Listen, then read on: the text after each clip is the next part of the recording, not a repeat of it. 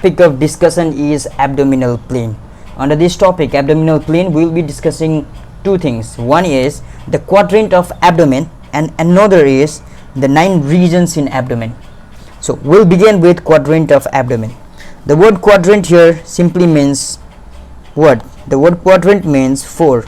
So the quadrant of abdomen, I mean how many quadrant are there in abdomen? 4 quadrant. As you can see right here, there is one vertical line and one horizontal line, and because of this vertical and horizontal line, this abdomen region is divided into how many? 1, 2, 3 and 4 quadrants. Now what are these vertical and horizontal line? Now talking about the vertical and horizontal line, this vertical line, it is called median plane. What it is called? It is called median plane. Why it is called median plane? Because it is sagittal plane, right? The line that passes from midpoint of the body, I mean from midpoint of the body, that divides our whole body into right and left part, it's called sagittal plane, and this sagittal plane is also called median plane. So what we can say is, okay, what we can say is, this is what? This is the vertical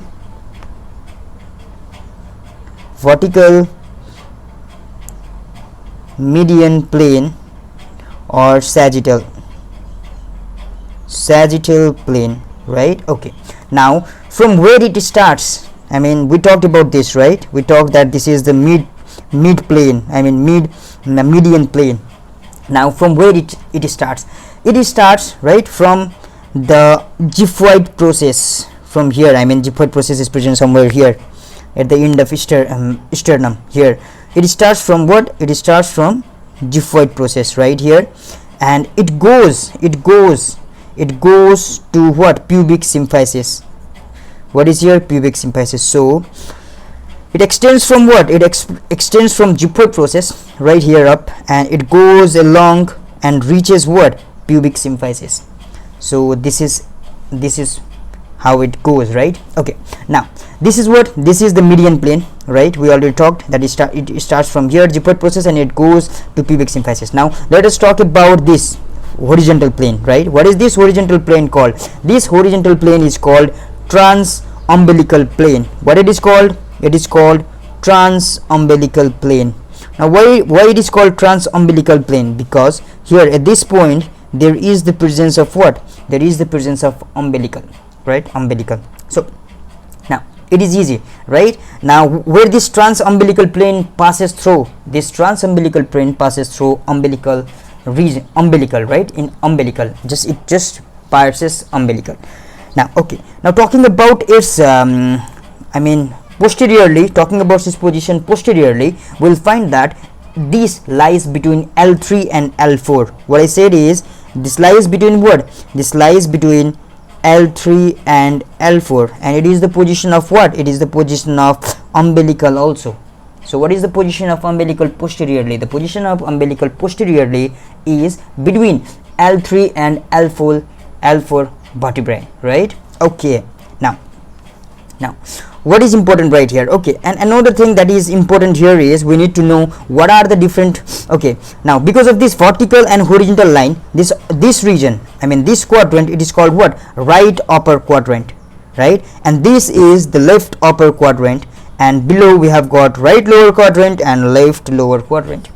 Now the thing that is important right here is we need to know what are the different organs present in different quadrants, such as liver, right? You can see liver right here. Liver is present in right upper quadrant and left upper quadrant in both area, right?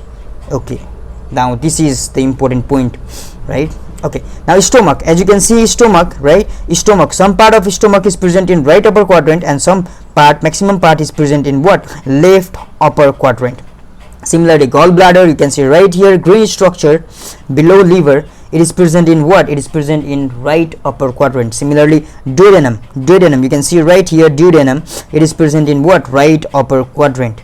Similarly, we have got right kidney, it is behind this structure, right kidney, it is present in right upper quadrant. Pancreas, it is also present right here. Transverse colon is present right here, as you can see, This is the transverse colon. Right adrenal gland is present in right upper quadrant. Similarly, the structures present in left upper quadrant, right? What are the structures? Livers, we already discussed. Left adrenal gland is also present here. Stomachs, I mean maximum part of stomach is present right here. Left kidney, pancreas, spleen, transverse colon. Some part of transverse colon will present on the right upper quadrant, and some part are present where? In the left upper quadrant. Similarly, small intestine, right? You can see right here, these are the structure of small intestine. These are also present where? Some of the part are present where? In left upper quadrant. Similarly, talking about the right lower quadrant, we can see large intestine right here, right? You can see large intestine structure are present here. You can see cecum is also part of large intestine is present here. Appendix is also present somewhere right here behind these structures. Right ureter, right reproductive organs such as ovary, fallopian tube, and spermatic cord are all present in what? All present in right lower quadrant. Similarly, left lower quadrant, what are the structures present here? Small intestine, large intestine, left ureter, left reproductive organ, fallopian tube, spermatic cord, sigmoid colon, right? These are the structures present in different quadrants. So there is importance of quadrant, but we have no detailed information about organs while we study about quadrant. So further, this quadrant, I mean, in order to study detail about the organs present in different regions, our abdomen is divided into 9 regions. So now we will be discussing about regions. Now, in order to discuss about region, we need to know how the different regions are organized, right? So there are, as we already discussed, that there were 2 lines, one vertical and one horizontal lines. But in the case of regions, 9 regions, to form 9 regions, what we have is we have 2 vertical lines and 2 horizontal lines, and we will learn about them so well. Okay, now talking about the vertical lines, right? There are 2 vertical line, as you can see right here. This one is one and this one is another. So now how, I mean how, from where they originate and from where they just end, I mean we will know about their location, exact location. Talking about exact location, starting of this vertical line, these vertical lines begin at the region of mid clavicular line. Okay, right here. Okay, here it is not shown in this diagram, also it is not clear, I mean clavicle is not shown. So the thing is, okay, right here we have clavicle somewhere right here, right? Okay, we have clavicle somewhere right here. Okay, now what happens is this vertical line, these 2 vertical line, as you can see right here, these vertical line, they begin from mid clavicular region, I mean from mid clavicular region, they begin from mid clavicular region and they descend downward, and in downward, I mean where they reach is, they reach the midpoint of what? They reach the midpoint of anterior superior iliac spine and another word pubic symphysis. What I said is, okay, now these are what? These are the vertical lines, right? These are the vertical lines. What they did is they just started from mid clavicular line and then they just descended downward, passing through the midpoint between what? Anterior superior, here we can find what? Anterior superior iliac spine, anterior superior iliac spine, right? Somewhere here, right? And what we can see right here is, this is what? This is pubic symphysis. Here we can find anterior superior iliac spine, and somewhere here we have what? We have pubic symphysis. What we have is pubic symphysis. Okay, pubic symphysis, and here is anterior superior iliac spine. In the midpoint between these 2 lines, so there will be what? There will be our vertical line, right? Now what I said is between what? In anterior superior iliac spine and pubic symphysis, right? And there will be what? There will be the location of vertical line, and this point, it can be also said as what? This can be also said as mid inguinal point. What I said is mid inguinal point. mid inguinal point. Okay, mid inguinal point. And one important thing that we need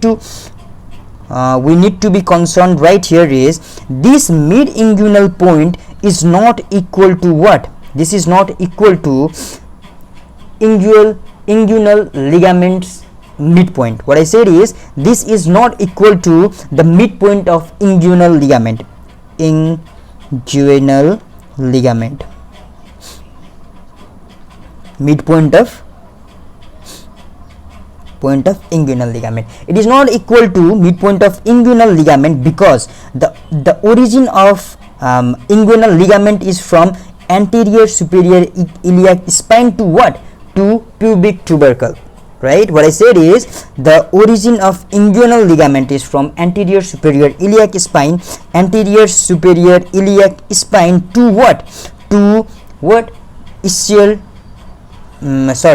from anterior superior iliac spine to what? To pubic tubercle. But right now what we are talking about is we are talking about the mid inguinal point, and what we are saying to this mid inguinal point is this mid inguinal point is the point between what? Anterior superior iliac spine and what? Pubic symphysis. So here we are talking about pubic symphysis, but in in inguinal ligament we talk about pubic tubercle. So it is not the same thing. So the midpoint of, we need to be specific.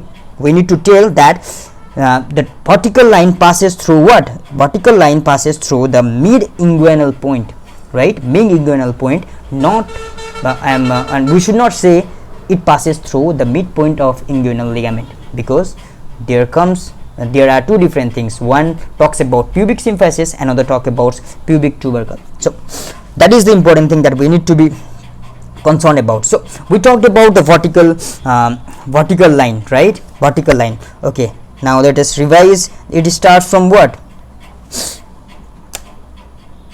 Okay, the vertical line starts from what? It starts from mid clavicular line and it passes between what? It passes through mid inguinal point, that is the midpoint between anterior superior iliac spine to pubic symphysis. That's all. So this was what? This was about the vertical line.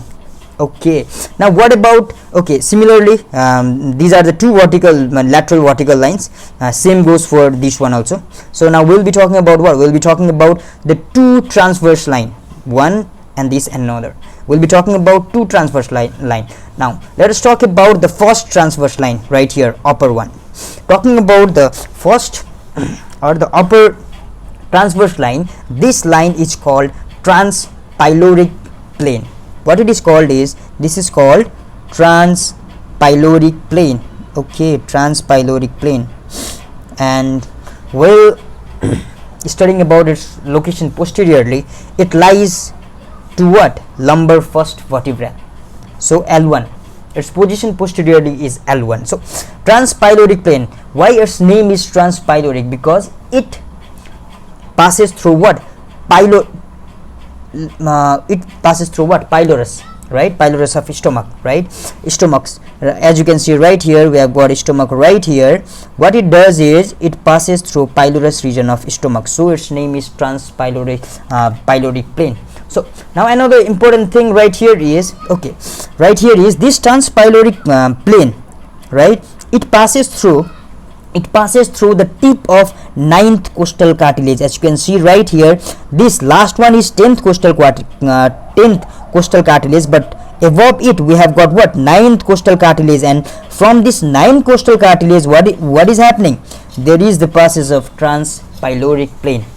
That's all, right? Okay, anterior position, we talked that it passes through what? It passes through the tip of 9th costal cartilage, and posteriorly we said that it passes through what? Lumbar first vertebra.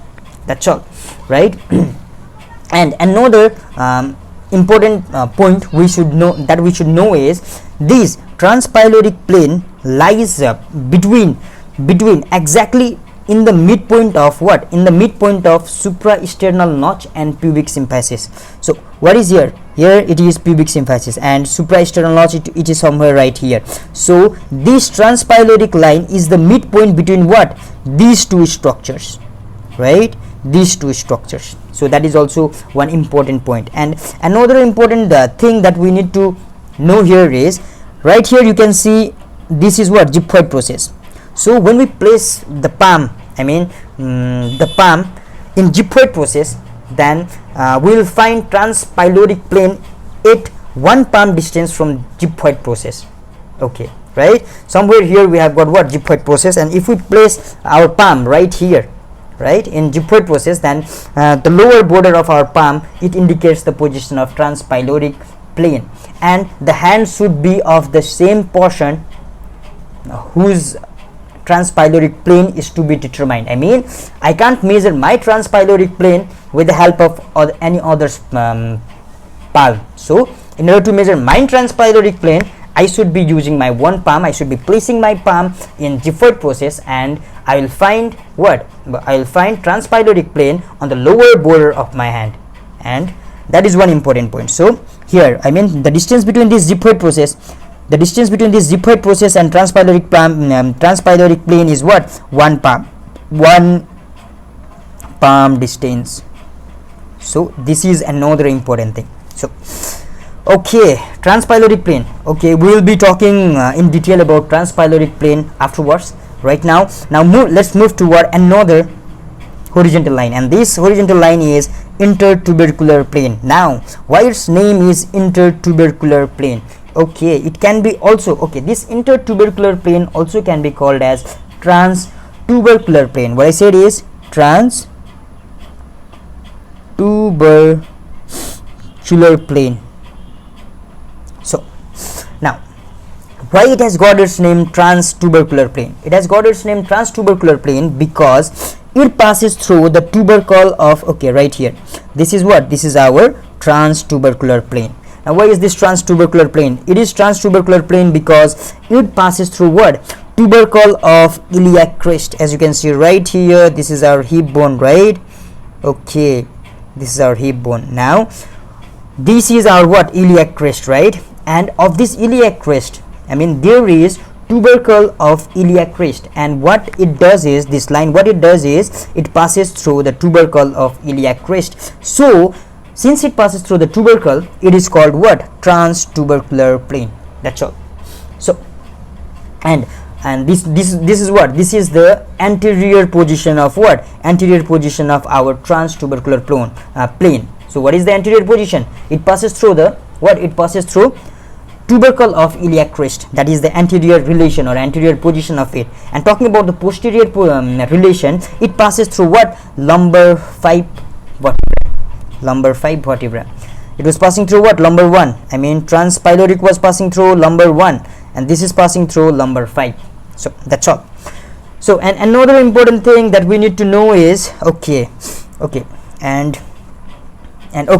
since there are two vertical lines and two horizontal lines, so the regions that we have got right now is 1 2 3 4 5 6 7 8 9. So these are the 9 regions of abdomen, right? 9 region. The anterior abdominal wall is divided into 9 region by 2 transverse line, right? And the two transverse line are transpyloric plane and intertubercular plane or transtubercular plane, and all the 2 lateral vertical planes that we discussed earlier, these 2, right? Okay, that's all. Okay, let us see in this figure, right? Okay, as you can see, these are two vertical lines, right? These are 2 vertical lines. Now what they are doing is, they are passing through the midpoint between what? Midpoint between pubic symphysis and anterior superior iliac spine.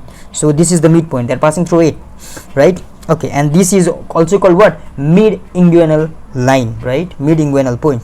Okay, and another thing that we studied is we studied about what? We studied about this transpyloric plane.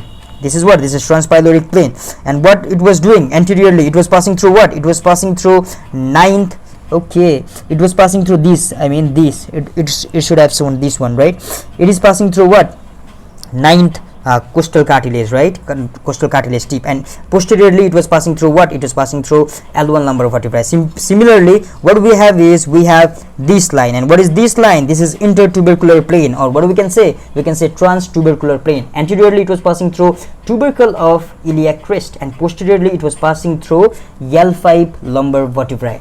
I mean L5, right? Fifth lumbar vertebrae. That's all. Now there are two other lines that we need to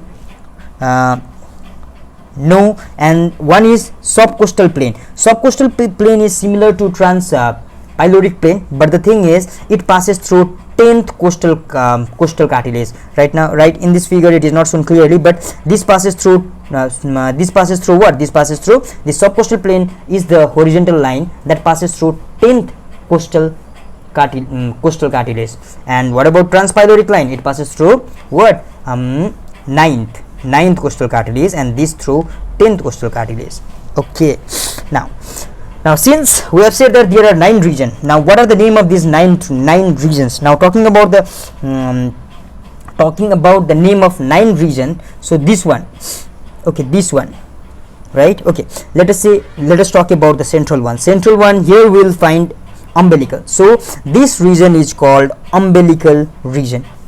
What is this called? This is called umbilical region, right? Now above this we can find, okay, above this right here, right, this is above what? Above stomach, above gastric, right? So it is called epigastric region. This one is umbilical region. Now the below one is hypogastrium. That's all. Now these are the three. Now talking about the side one, since what are these? These are present below the what? Below ribs or costal cartilage. So these are called hypochondrium, right? Hypochondrium, chondrium, chondrium. Since it is present in what? It is present in left side, so it is left hypochondrium. And here we have a right hypochondrium. Okay, right hypochondrium, epigastrium, and left hypochondrium. These are what? These are present on the top, right? And on the middle, what we have got is, okay, centrally we have umbilical region, and in this side, since this lies in lumbar region, we can say it as right lumbar, right? Talking about its posterior relations, we will get what? We will get lumbar vertebrae. So it is called what? Right lumbar region. And here we have got left lumbar region, right? Lumbar region. Okay, now talking about this lower one, this is what? This lower one is right iliac region. What I said is this is right iliac region, and here on this side is left iliac region, right? Okay, now let us see right here. Okay, as you can see, this is right hypochondrium. This region is right hypochondrium, right? And this region is what? Left hypochondrium. And this is epigastrium. The description is not clear enough, but I think it will work. Okay, now talking about the middle one, this region is what? Umbilical region, right? And here we have right lumbar, here we have left lumbar, and below right lumbar we have right iliac, right? Right iliac, and below left lumbar we have left iliac, right? And here below umbilical we have got what? Hypogastrium. So this was all about the 9 regions. Now what is important right here is we need to know one important thing. The important thing that we need to know is what are the structure that passes through transpyloric plane. So okay, let us recall what is the anterior relation of transpyloric plane. The anterior relation of transpyloric plane is what? 9th costal cartilage, right? And in subcostal plane, what we said that the anterior relation of subcostal region is 10th costal cartilage. So transpyloric plane, the anterior relation is what? The anterior relation is what? The anterior relation is 9th, right? 9th costal cartilage.